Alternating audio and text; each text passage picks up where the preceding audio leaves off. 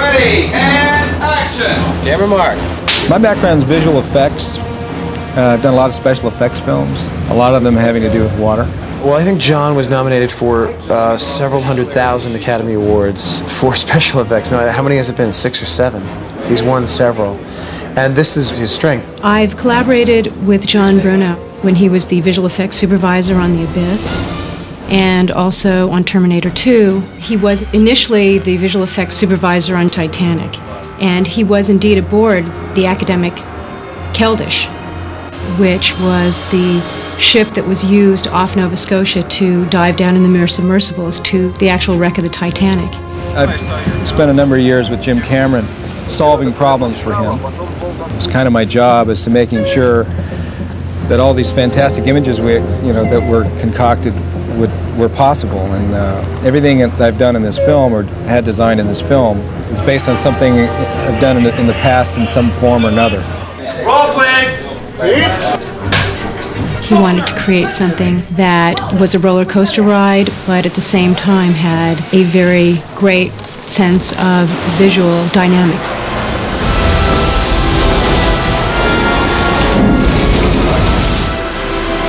Captain! Recommend new course heading 229 degrees magnetic! A tugboat crew is caught in a typhoon. Their barge is lost, and in the eye of the typhoon, they come across an abandoned Russian ship. What the hell happened in here?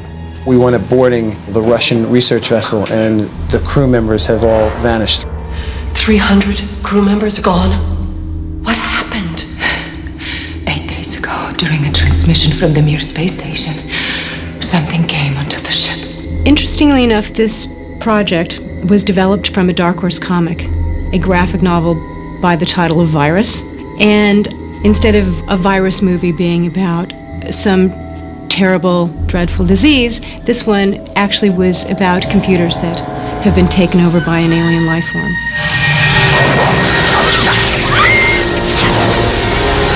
As they're beaming the data via satellite from the Mir on board the Volkov, they went up beaming this life form on board.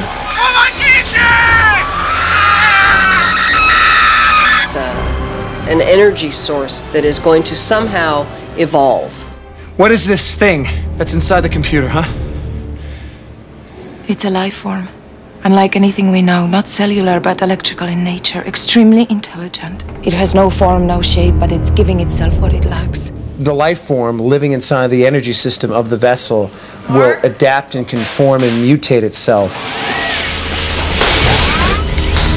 We'll take the body as the host, and scraps from the ship, or weapon systems from the ship, or fiber optics from computers, and it will form its own droid.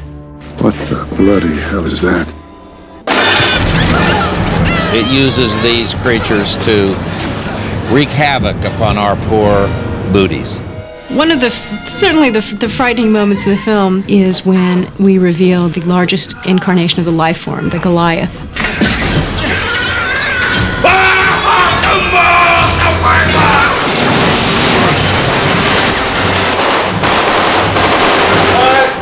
Very complicated. We have a number of effects companies involved. Steve Johnson, X-Effects, his group has basically built anything that has to do with our biomechanoids. Those we built full size, that walked in the sets.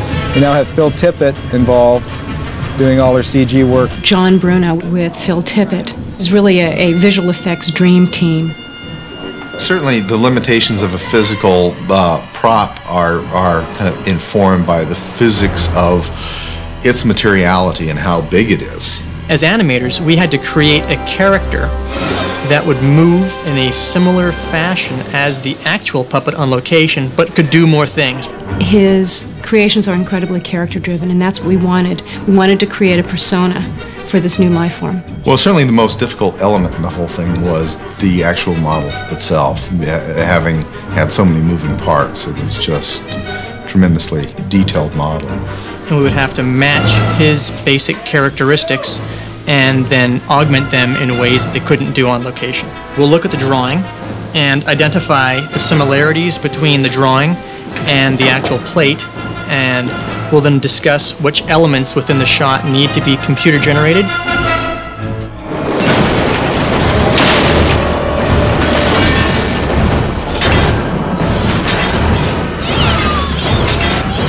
The thing is just completely covered in blood, guts, and muscles and bone. It's horrific. The bridge between live-action animatronics and 3D CGI effects is seamless, and that was certainly the most difficult and most challenging, and yet the most fun aspect of the visual effects on Virus. A monster is a, psychological analogy or a metaphor for the kinds of things that we are afraid of, the melding of flesh and metal. I'm on the audience. What do I want to see here? I want things that in this film that would actually make me sit up at the edge of my seat. It's a sci-fi summer movie, and if we did our job right, you will believe it very quickly. You are